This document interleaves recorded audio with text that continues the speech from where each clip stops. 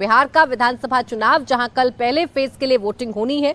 कल 18 जिलों की 121 सीटों के लिए वोट डाले जाएंगे। तो माहौल इस वक्त क्या बन रहा है कि सबसे बड़े मुद्दे की चर्चा हो रही है और हॉट सीट जिनकी सबसे ज्यादा चर्चा की गई वहां मुकाबला कितना फंसा हुआ है ये हम आपको बताएंगे। आपको जानकारी दे दें, मोकामा का महामुकाबला कौन जीतेगा। राघोपुर में तेजस्वी यादव क्या हैट्रिक लगाएंगे, रघुनाथपुर में तेजस्वी के ओसामा का क्या होगा, लालगंज में क्या मुन्ना शुक्ला की बेटी लालटेन जला पाएंगी।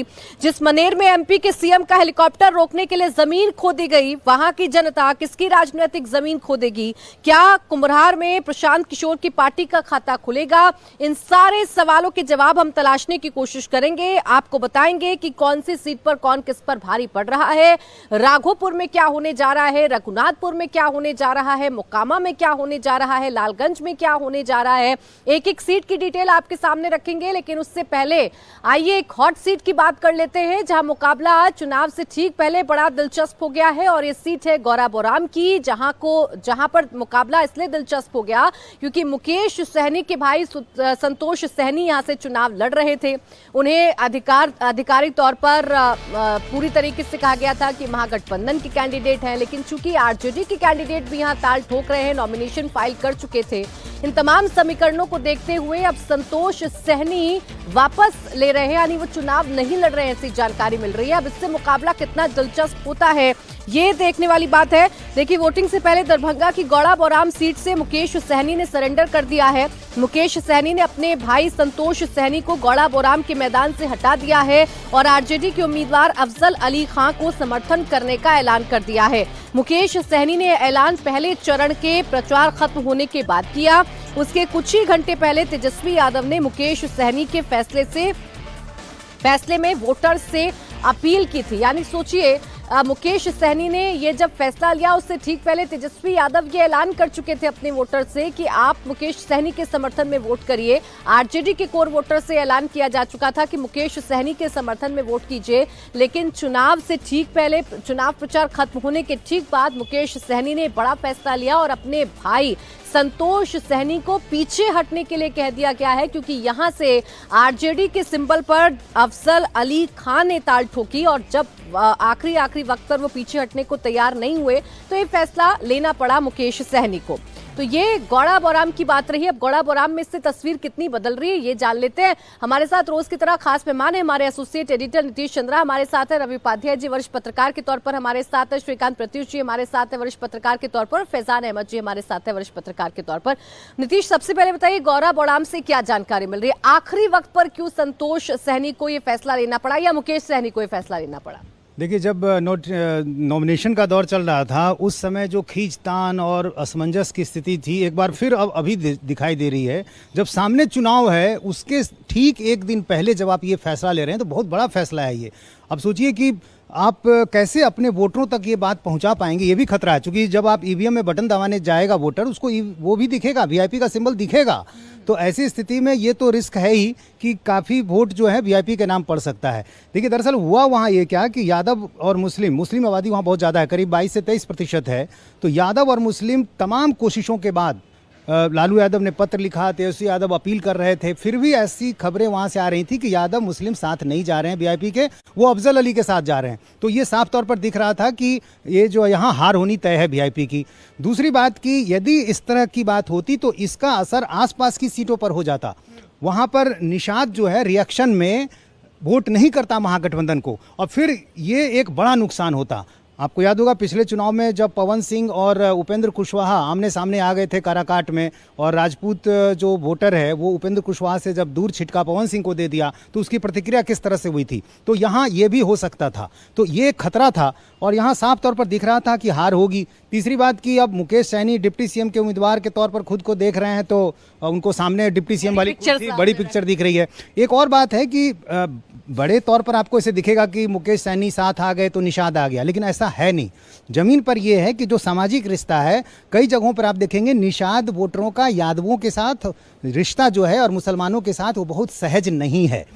खुद मुकेश सहनी का जो गांव है वहां मैं गया था, उनके पिता की हत्या हुई थी, उनके अपने मोहल्ले के जो लोग हैं निषाद समाज के, उन्होंने कहा कि नहीं, हम उनको साथ नहीं दे सकते, हमारी मजबूरी है, क्योंकि यहाँ हमारी जो लड़ाई है वो मुसलमानों के साथ होती है।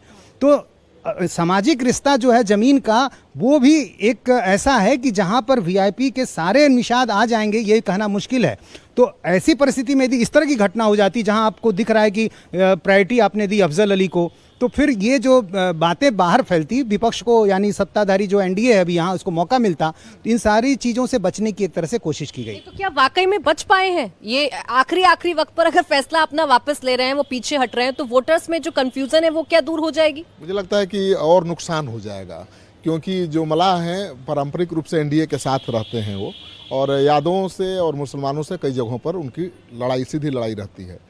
तो कोशिश तो हो रही थी कि भाई मुकेश सहनी को लाकर उस वोट बैंक में संधारी की जाए, लेकिन जिस तरह से आखिरी क्षण में मुकेश सहनी के भाई को पीछे हटना पड़ा है, यानी मुकेश सहनी को पीछे हटना पड़ा है, तो पूरे बिहार के मलाह इसको बहुत दूसरे तौर पर देख सकते हैं ना, कि हमारे नेता को दबाया गया, हमारे नेता का भाई चुनाव लड़ रहा था उसको पीछे कर दिया गया, तो हर सीट पर इसका असर पड़ सकता है। वैसे ही मलाह बहुत प्रो एनडीए हैं, तो मुझे लगता है कि इससे नुकसान हो सकता है महागठबंधन को।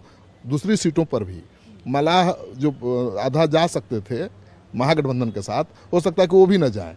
तो मुकेश सहनी को आखिरी क्षण में पीछे करके तेजस्वी यादव ने मुझे लगता है भूल की है, ऐसा नहीं करना चाहिए था। एक सीट पर नुकसान होता है कोई बात नहीं, लेकिन आपने तो पूरा बिहार में नुकसान कर दिया। मलाहों के बीच क्या संदेश दिया कि मुकेश सहनी को झुंझुना आप थमा दिए हैं डिप्टी सीएम का। अरे सरकार बनेगी तब तो डिप्टी सीएम बनेंगे, अभी तो चुनाव लड़ना है, चुनाव जीतना है, विधायक बनना है, वो भी नहीं बनने दे रहे हैं।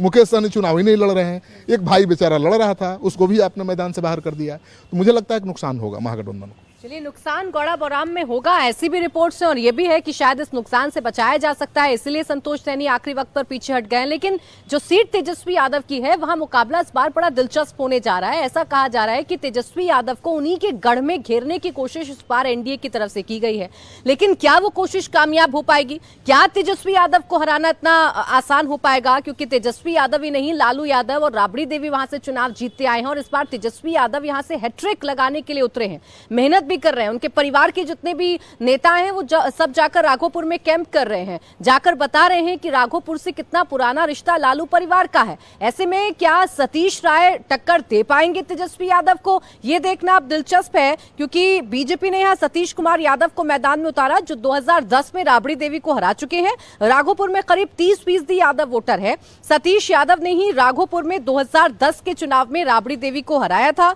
राघोपुर का दियारा इलाका यादवों का गढ़ है, लेकिन सतीश यादव भी इसी इलाके से आते हैं। इसके अलावा आरजेडी नेता राकेश रोशन के हाल में बीजेपी में शामिल होने से यहां पर बीजेपी काफी मजबूत हो गई है। इसलिए माना जा रहा है कि पूरी कोशिश की गई कि तेजस्वी यादव को इस गढ़ में घेरा जाए, उनके गढ़ में घेरा जाए। जैसा हाल केजरीवाल का दिल्ली में हुआ था, या जैसा हाल नंदीग्राम में ममता बनर्जी का हुआ था, क्या वैसा हाल तेजस्वी यादव का हो पाएगा? या तेजस्वी यादव अपने प्रचार प्रसार से, अपनी मैपिंग से, अपनी रणनीति से वोटर्स को अपने साथ इंटैक्ट करने में कामयाब है? ये वाकई में अब दिलचस्प है। और रवि जी, राघोपुर की रिपोर्ट की अगर बात करें तो लगभग हर दिन अब तेजस्वी यादव शाम के वक्त पहुंच जाते हैं, उनका परिवार पहुंच जाता है और बताते हैं कि राघोपुर से उनके परिवार का रिश्ता क्या है। ये रिश्ता और मजबूत हुआ है वक्त के साथ, या इसमें आपको लग रहा है कि नहीं, थोड़ी कमी आई है? नहीं, देखिए, राघोपुर में तेजस्वी यादव एक चीफ मिनिस्टर का चेहरा है महागठबंधन इंडिया ब्लॉक की तरफ से, तो वैसे में वहां पर जितनी भी उनको घेरने की कवायद चले, आपने एग्जाम्पल भी दिया कई, नंदीग्राम का ममता को, फिर वो केजरीवाल का दिल्ली का, वो यहाँ पर ये फैक्टर नहीं। देखिए, ठीक है, कभी समय में राबड़ी देवी को सतीश प्रसाद, यही सतीश प्रसाद जो अभी इनके खिलाफ लड़ रहे हैं, उन्होंने हराया था, यह बात भी फैक्ट है। लेकिन वहाँ दियारा का इलाका, और अभी आपने एक नाम की चर्चा की, राकेश रोशन की नाम की चर्चा की, वो राजपूत समाज से आते हैं, क्षत्रिय समाज से आते हैं। वो किस पार्टी में थे यह सब लोग जानता है, और अब कहाँ पर थे, और उनकी छवि भी उनके पिताश्री की क्या रही है, इनकी क्या रही है, यह कहने और बताने की जरूरत नहीं। लेकिन वहां पर एक फैक्टर काम करेगा, आपको रामा सिंह का फैक्टर काम करेगा। रामा सिंह बड़े नेता हैं और उस इलाके के उनकी एक छवि है। अब वो किधर का रुख करते हैं, यह आपको देखने वाली बात होगी। लेकिन तेजस्वी पर हमको नहीं लगता है कि कहीं कोई इफ बट की बात वहां दिखाई पड़ रही है। देखिए, धर्मेंद्र प्रधान यहाँ के प्रभारी हैं चुनाव के, और धर्मेंद्र प्रधान ही नंदीग्राम का जो चुनाव है वो देख रहे थे। हालांकि कोशिश इस बार थी एनडीए की तरफ से कि जितने बड़े बड़े स्टार प्रचारक हैं उनको राघोपुर में उतारा जाए प्रचार प्रसार करने के लिए, लेकिन ऐसा हो नहीं पाया। तेजस्वी भी जानते हैं कि कोशिश है उनके गढ़ में उनको घेरने की, लेकिन तेजस्वी यहाँ मेहनत भी कर रहे हैं। अगर हम वोट समीकरण की बात करें तो जो एक वोट समीकरण लालू यादव साधा करते थे, वो था यादव 32% वहां पर है, राजपूत 18% वहां पर है। इस बार राजपूत कैंडिडेट प्रशांत किशोर की तरफ से उतार दिया गया है। क्या ये समीकरण फिर से बन पाएगा? क्या 32% वोटर्स का जो समर्थन है वो लेकर तेजस्वी यादव जीत जाएंगे, या ये दलित 18%, राजपूत 18%, ये वाला समीकरण लेकर सतीश राय के लिए राहें आसान होंगी? देखिए, इस बार राघोपुर में बड़ा कांटे की टक्कर, वहाँ पूरे बिहार में कांटे की टक्कर चल रही है, तो हर सीट में, हर कंस्टिट्यूंसी में ये कांटे की टक्कर है और ये अछूता नहीं है राघोपुर भी उससे। हालांकि राघोपुर पर सबकी नज़र है, बहुत इम्पोर्टेंट कंस्टिट्यूंसी है ये, और कल जहाँ जहाँ भी इलेक्शन होने जा रहा है 121 में, उसमें राघोपुर काफ़ी अहम एक उसका स्थान है। लेकिन अब जैसे कहा जाए कि भाई काफ़ी मेहनत करनी पड़ रही है तेजस्वी यादव के कंधों पे जिम्मेदारी पूरे महागठबंधन की है, और आरजेडी की तो बिल्कुल ही है, क्योंकि आरजेडी की तरफ से वो अकेले कैंपेनर हैं जो पूरे बिहार में घूम रहे हैं अपने कैंडिडेट्स के लिए। लेकिन उसके बावजूद उनको या उनके परिवार के लोगों को रोज़ जाना पड़े अगर राघोपुर, तो ये बात समझ में आने वाली है कि भाई वहाँ इसका मतलब ये है कि मुकाबला बहुत सख्त है और कुछ परेशानी हो रही है। मुझे एक ही प्लस फैक्टर या एडवांटेज जो नज़र आ रहा है तेजस्वी के लिए वहाँ राघोपुर में, वो ये है कि वो मुख्यमंत्री का चेहरा है। तो मुख्यमंत्री का चेहरा है तो जाहिर है कि उनको ये एडवांटेज है, और मुझे लगता है कि जनता मुख्यमंत्री होने वाले मुख्यमंत्री को ज़रूर सपोर्ट करेगी और सपोर्ट कर भी रही है। ठीक है, ऊपर से लग रहा है कि कंटेस्ट बहुत टफ है, लेकिन लग रहा है कि वो एज उनको बिल्कुल हो जाएगी, क्योंकि अगर वो देखिए, अगर मुख्यमंत्री का चेहरा अगर नहीं बनाया गया होता तब उनके लिए बहुत मुश्किल हो जाती वहाँ।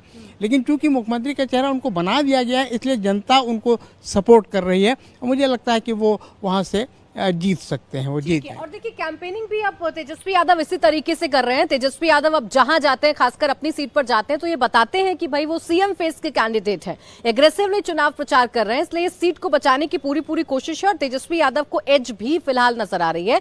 लेकिन अगर राघोपुर के बाद हम एक और दूसरी सीट की बात करें जो लालू परिवार के लिहाज से काफी अहम है, क्योंकि यहाँ मुकाबला बड़े बेटे का अपनी ही पार्टी से है। हालांकि अब उन्होंने नई पार्टी बना ली है। बात महुआ सीट की कर रहे हैं। महुआ में खुद तेज प्रताप यादव इस वक्त चुनाव लड़ रहे हैं, लेकिन उनके सामने आरजेडी ने भी अपना कैंडिडेट उतार रखा है, और मुकाबला उस वक्त दिलचस्प हो गया था जब महुआ में तेजस्वी यादव कैंपेन करने पहुंच गए थे और उन्होंने कहा था कि नेता से ज्यादा पार्टी बड़ी होती है। इसका काउंटर भी तेज प्रताप यादव की तरफ से किया गया था। तेज प्रताप यादव ने ये कहा था कि पार्टी से ज्यादा जनता बड़ी होती है। तो यहाँ का मुकाबला भी बड़ा दिलचस्प है। फिलहाल अगर आरजेडी की बात करें तो तेज प्रताप के सामने तेजस्वी ने मौजूदा विधायक मुकेश रोशन को ही टिकट दिया है।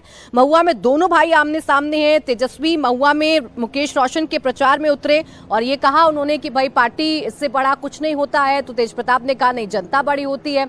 और जब महुआ में पहुंच गए तेजस्वी यादव, तो फिर राघोपुर तेज प्रताप यादव उनके खिलाफ चुनाव प्रचार करने पहुंच गए थे। तो ये मुकाबला दो भाइयों के बीच में ज्यादा नजर आ रहा है हमें, नीतीश। जी हाँ, बिल्कुल, यहाँ दिलचस्प मुकाबला है और चूंकि दोनों भाई एक दूसरे के क्षेत्र में जा रहे हैं, ये भी तस्वीर की कल्पना शायद लालू परिवार ने, खुद लालू यादव ने नहीं की होगी।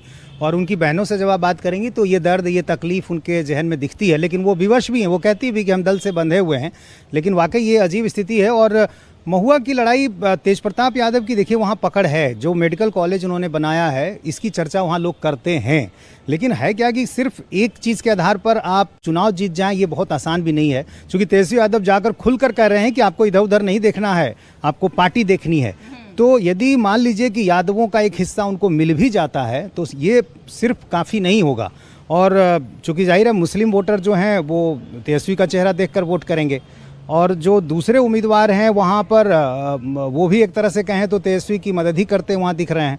तो बहुत आसान लड़ाई तेज प्रताप की तो नहीं लगती है। हालांकि कई लोग वहाँ स्थानीय तौर पर, मैं वहाँ गया था तो बता रहे थे कि राबड़ी देवी माँ है, तो कुछ फ़ोन कॉल्स उनके जो हैं स्थानीय स्तर पर जा रहे हैं। अब इसमें कितनी सच्चाई है मैं नहीं कह सकता, कुछ वहाँ के स्थानीय आरजेडी से जुड़े लोगों ने ही मुझे बताया।